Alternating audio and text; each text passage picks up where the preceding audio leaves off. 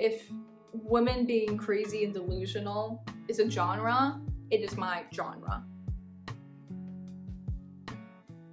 I've been looking forward to this video all year. I promised myself that I would start filming proper YouTube videos of all my favorite books, and I've been putting it off all year, telling myself that I wanted to do this one first. And now it's time, and I'm nervous because I feel like I have some weird picks, but I just want to get into it. Here's some general stats to know. I read 40 books this year, and 12 of them are 5-star. Most of them fell in the 3-4-star category, and actually a few of them, as I was rounding up my picks for this video, I either bumped them up to 5-star or bumped them down to 4-star. So I feel really confident about this list. I think these really are the best that I read this year, so let's get into them. I started this year by doing a readathon with my book club, and I think that was the worst decision I have ever made, because pretty early on into the readathon, I read this, 1,000 Ships. I feel like myth retellings through women's eyes are very popular right now. God, I feel like I have one of these whole piles. It's just that genre alone. And I cracked into that pile by starting with this, and this absolutely wrecked me, and I could not read another book for at least a week.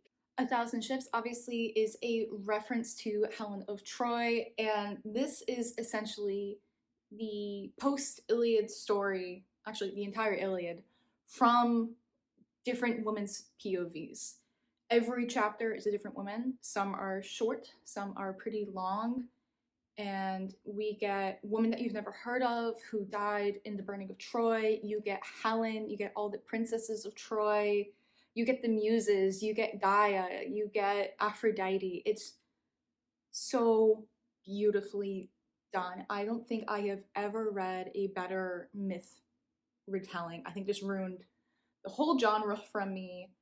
I know Natalie has a different book that just came out this year, Stone Blind, and I'm dreading reading it. It is Medusa's story, but after how much the ending of this one made me cry, I don't know if I can read it.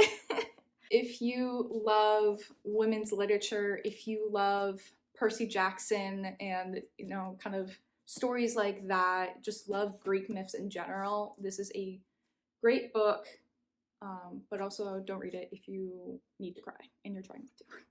After taking a break with that, I read a couple more books, and then unfortunately, this was my next 5-star read. This also wrecked me, and I didn't want to read another book for a very long time. This is Gideon the Ninth. This is the first in the Locked Tomb series. Originally, the series was set to be 3 books, but now it is going to be 4 because this author just has so much material. It doesn't look too bad, but then when you look at the font, she's beefy, and the language is very, it's not purple, but it's thick. It's dense, it's very much rooted in its own world. This book is technically classified as sci-fi, but I think this is actually the best dark academia book that I have read this year. I know it takes place in space, but a lot of the book takes place in a forgotten mansion with a lot of laboratories and libraries that's just left to rot in the elements. And it follows Gideon, who is a cavalier, or a knight, if you will, and she follows her necromancer to this forgotten mansion in order to become a lictor for literal god. There's a lot of material in this book, a lot happens, but broad strokes, it's gay as hell, lots of bones and blood. If you like dark academia, if you like watching the pieces of a mystery come together, if you like learning the ins and outs of a magic system really well, this whole series is for you. I read the sequel Harrow the Ninth also this year, but it was a 4-star read for me. If you've ever read Harrow, you might disagree, but it's dense. It took me 6 months to read the sequel. It's in the second person, that's mostly why. Next 5-star read was The Hunger Games. Just classic Hunger Games. I got really back into my Hunger Games era this year. A lot of the girls in the book club that I'm in really got back in their Hunger Games era. It's been a wild experience because I haven't reread the Hunger Games since I read it the first time when I was in 4th grade because the movies came out. And I had a lot of nostalgia about it, but then when Battle of the Songbirds and Snakes came out, I didn't read it when the book came out. And then the movie started coming out. I was like, maybe I do reread this. And I co-read it with a friend. We would call each other a lot, talking about how amazing it was and how it really stood up really well to the test of time. And reading it through the lens of a 25-year-old, oh my god. It becomes so painfully obvious that the Peeta Gale love triangle isn't even a thing. Like, oh my god, in the first book, I'm like, she's not even entertaining Gale. I can't believe that we went through Team Peeta or Team Gale back in the day. Because it's Peeta from the start. I'm sorry, but it's seriously so obvious. And that was kind of wild to me to read it as 10 years old and be like, oh my god, who she's gonna choose, and just be now wanting stability and warmth and coziness to be like, oh, it's Peeta. There's no other option. I highly recommend, if you haven't already, to see Ballad and Songbirds and Snakes, that you go ahead and just read the original trilogy. It holds up. So after having a fun time with the Hunger Games, I went into Firekeeper's Daughter. This is beautiful. This, out of all of the books that I have right now, these fireside reads, I think she might be my favorite. It's between this and 1,000 Ships, and it's kind of for the same reason why the story stuck with me and made me cry, and being a woman is so hard. It's a toss-up between this book and 1,000 Ships because I just love when women. It really comes down to that. These are two beautiful books of a woman, and they both made me cry. This book follows 18-year-old Donis and her life in the Upper Peninsula of Michigan. Her life is kind of falling apart. Her community is under threat of some mysterious drug that is killing Indigenous children around the area. And recently that drug had claimed the life of her uncle. And she kind of gets, not coerced, but she is convinced to join the investigation into finding this drug, who's distributing it, and why this is happening to this community in the first place. There's a lot of trauma in this book. I'm gonna say that right now. People, there are drugs, people will die, there is sexual assault, there is physical assault, this book is dark. I am giving you that warning right now. Don't let that deter you, because this is a really beautiful story of this girl trying to navigate life post everything that she's gone through. This is really a story about resilience and sticking with your interests. She loves running, and she loves cataloging things and science, and through all of this she's still trying to keep that sense of normalcy, and having those scenes in contradiction to the darker ones, it really just paints a beautiful picture of how you work through grief. This is technically a thriller, but I don't know, it goes back and forth between these thriller aspects and then her life, and I put this more as fiction with like a hint of thriller and mystery. Beautiful read. After that book, I read Magic for Liars. It's a little small. It's on the smaller side for sure, but wow, that story packed a punch. So it's another dark academia-esque book. It follows this non-magical detective who is asked to investigate some crimes that have been happening at her sister's magic school. And she kind of gets too into the role of pretending to be magical. She's lying to everyone. She thinks she's solving the case, but she loses herself in the glamour in the magic that she never got to experience, that her sister kind of always flaunted in her face. I just really love delusional women in literature. What can I say? Because of the magic system and how it works, or what little we know of it, because our narrator is non-magical, I never knew who to suspect. Everyone was kind of a suspect because everyone else was magical and could technically do this magic that killed the victim in the beginning of the book. It's It's gruesome, by the way. This book is another, there's blood, there's guts, it's kind of crazy, and you feel like you're losing your mind a little bit with the narrator, which I really like and recommend. Really fun, short read. I read it in a day. If you're looking for something magical and spooky, but outside of that kind of classic dark academia magic school, this one's for you. Next 5-star book was Sea Change. I picked this up at the author's author talk with a friend, and we read it for book club, and I wasn't sure what to expect. Around this time, there were quite a few covers that had octopus and sea themes to them, and I kind of was starting to blend them all together because they all were similar-ish in their themes. But this one's wild and kind of out of pocket. So this book is, it's classic fiction. It's near future sci-fi almost. It follows Ro, who is a 30-something-year-old, and her boyfriend leaves her to go to Mars.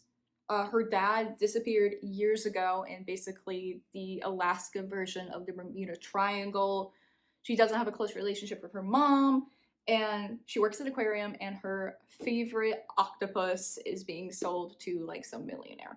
So her life is falling apart, and this triggers her quarter-life crisis. The book does not have a lot to do with the octopus. The octopus scenes are really fun, but don't let the cover fool you. This really is just a 30-something-year-old allowing herself to collapse, drink a little too much, cry a little too hard, and then picking herself back up and figuring out what the heck she's gonna do next, and facing the nothingness of having no one by her side for the next however long she has to live on this weird, dying earth. Even though I am not a 30-something who lost her pet octopus, I found this extremely relatable. The character has these long moments of reflection and flashbacks of just regret of her youth and how she hasn't seen her friends in a while, and what it was like to move away from them, and what growing up means. And it's a beautiful book about becoming an adult. And that's all I can really say about this one with giving out too much. I kind of had a dry spell after that book of 5-star reads. Nothing that I was reading this summer was really hitting me. And so my boyfriend recommended that I read this. This is How You Lose the Time War. This was another one that I read in a day. And I feel like everyone has read this year because of it blowing up on Twitter, oddly enough. If you haven't seen how this blew up, absolutely go dig into that. I cannot explain it. I honestly don't understand.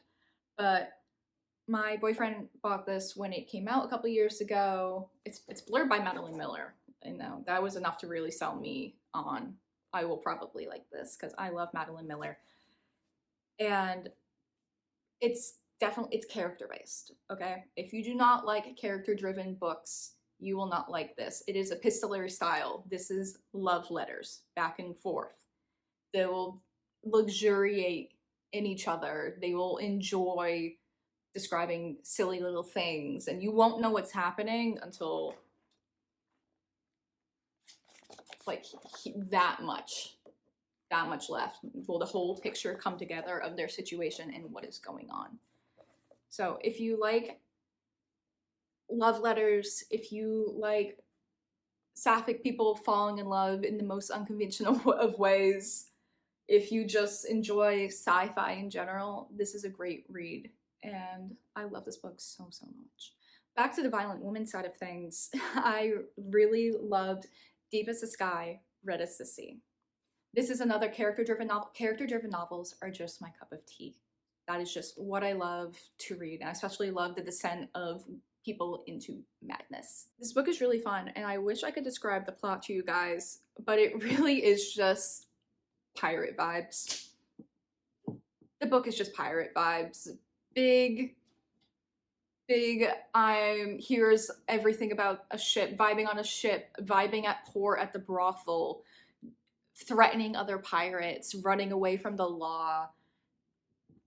It's a great vibey book, and I really enjoyed it. If you're a nerd for history and getting like these really precise details that only matter to this area of time, this might be a book for you, because the author, I went to her author talk, and she took so much research into this book. It was insane. She was referencing these theses that no one else had really read since someone else wrote the theories of what pirates wore and what ships were important, and all these books about the Chinese junk.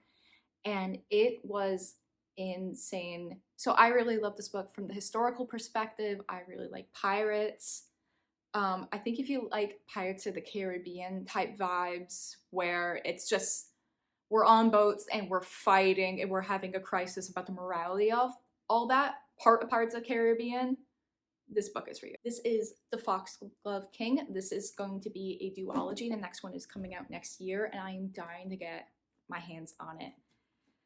This one is Poison Runners run this kind of alternative 1800s France. We're running around in this French court-esque setting. The church and the king are on the same level, and we follow this poison runner lore, who is secretly a necromancer. She's like a death witch, I think is the official term in the book.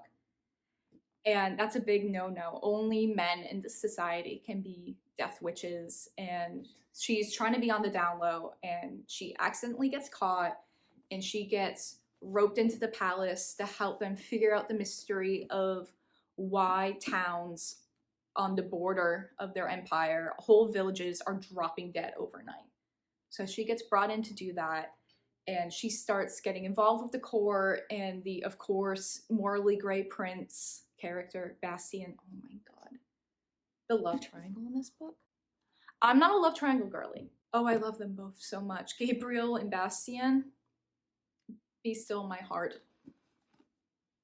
These are the best fantasy book boys in the world. I'm sorry. I'm sorry to all the ACOTAR girls. These are the best book boyfriends. You cannot change my mind. The mysteries are really fun. Trying to figure out where everyone's loyalties lie are really fun. The court shenanigans, you know, we're playing croquet in the middle of the afternoon and we're trying to figure out who the hell, you know, is lying. We're running around these hallways in these amazing dresses. It is that book. You know exactly what I mean, right? It's good. It's amazing. I've been making everyone read this. I have 2 copies. We got 2 arcs back in February at the Book Talk Live event, and so we have one here, and then we have another copy that we loan out to everyone because I love this book that much, and I cannot wait for the sequel because this ending was insane, kinda. Best ending of the year. So it took a couple months, but I finally got around back to reading more mythological retellings, and it ended up being another 5-star, and it is Clytemnestra.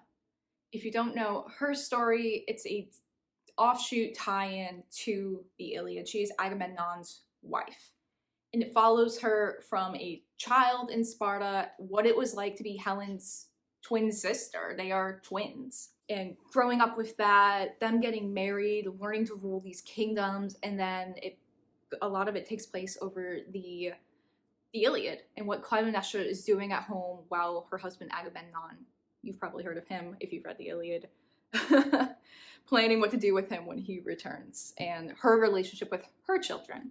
So it's a big generational story of kind of the sins of the father vibe. The writing was beautiful. I loved all the settings. I loved getting to luxuriate in the woods of Acadia and like the plains of Sparta and like falling in love with Greece through Clytemnestra's eyes. It was really fun. I loved all the characters they introduced. And again, there's a theme here. I love an unhinged woman. Kind of the opposite of that trope where this is unhinged woman escapes cult. This is Godshot, and this was the most disturbing book I read this year. Absolutely. All those trigger warnings that I talked about in Firekeeper's Daughter, there's child abuse, there's teen pregnancy, there is sexual assault, anything in a cult. Everything in a cult. This is the most unhinged cult I've ever heard about or read about. This is not a memoir. This is not a real cult but it sure feels like one. The author does a great job of making this feel like this could happen somewhere in a desert. The story is set in Peaches, California, and I think they're actually known for raisins, actually, now that I think about it. But the town's called Peaches, and they were raisin farmers, but there has been a drought for years, and this cult comes in and they make it rain. They do. It actually does rain, and everyone in town joins this cult. And our story picks up with our 14-year-old protagonist. I forget her name, honestly. Lacey May. Lacey May is 14, totally buys into this cult. Her mother is alcoholic and neglectful, so this is kind of all she has going on. And the cult starts to go into its final stages. If you know what I mean, if you've ever heard anything about a cult, you know what I mean. Around that same time, her mom runs away. She doesn't agree with the cult anymore, runs away. So Lacey May is trying to chase after her mom and find her mom, and starts to very slowly deprogram. She joins a sex line, like hotline? Is that what they're called? Like a hotline phone sex building takes her in. All these women in the building take her in, and she starts to kind of uncover what the cult is doing, what their purpose is, where the hell her mom is run off to, and what it means to be independent. I want to hug Lacey May. This girl goes through a lot in this book. This book takes place over a year, and she goes through so much in this book. But this is the smartest 14-year-old I've ever seen. This is also the most accurate representation of a 14-year-old I've ever seen in a book. So do not read if you have religious trauma. Do not read if you have any sort of trauma. I know this book grossed out a lot of my friends who read this. My last 5-star book of the year, I didn't have one for November and December, oddly enough. I think these are only going to be 3 or 4 stars, the books I'm reading right now. So my last book, I read it this October, and it is Cackle. I read this thinking it was going to be those cozy, cute, sort of witchy vibes, like Practical Magic. I thought it was going to be like Practical Magic. I don't know why I thought that. It's not blurbed like that on the back of the book at all. But this is another book of just 2 women being crazy, and I love it so much. That is the pillar I will stand on. That is the hill I will die on. Apparently, that is the pillar I will stand on. That is the hill I will die on. Apparently, that is, if women being crazy and delusional is a genre, it is my genre. This book follows Annie, who turns 30, and her boyfriend breaks up with her and is still living with her because they're in New York and it's not easy to move out all of a sudden. So they've still been living together. She turns 30, she has a crisis, she moves upstate, and she meets this gorgeous woman named Sophie, who's starting to helps Annie put herself back together, puts her back on her feet, helps her enjoy her new life in singledom in a small town. But everything is not as it seems. Sophie is, not everything that she seems. I mean, if you look at the cover, she's a witch. She's a witch. I love Annie and Sophie so much. This is such a good friend dynamic. Best friends forever. And I love that for them. These women deserve the world after everything they've gone through. This one has a great depiction of these 2 women leaning on each other and working through their issues together. They fight, and it's a really cool, real relationship dynamic that I don't see a lot of, like, well-written female dynamics. And it does start uneven at first because Annie doesn't know Sophie is a witch, and Sophie is in this power dynamic, but it's nice that changes into the end of the book, and I like how that goes. The back blurbs it as sweet, sinister, and 100% delightful. Absolutely. This is way spookier than I thought it would be. And also cozy. I know there's a lot of discourse if a book can be spooky and cozy. I would put this book in that category. But yeah, I hope I convinced you to pick up one of these books in 2024. A lot of them are debut authors. A lot of them are really beautiful stories that I think should be told and should be read by other people. And if there are any books that you think I should read going into 2024, or you think should be on my list or shouldn't have been on this list, please let me know. I love learning other people's book opinions so much. That's why I made this channel in the first place. I'm looking for book friends and book opinions. Thanks so much for sticking around with me, and I'll catch you all in the next one.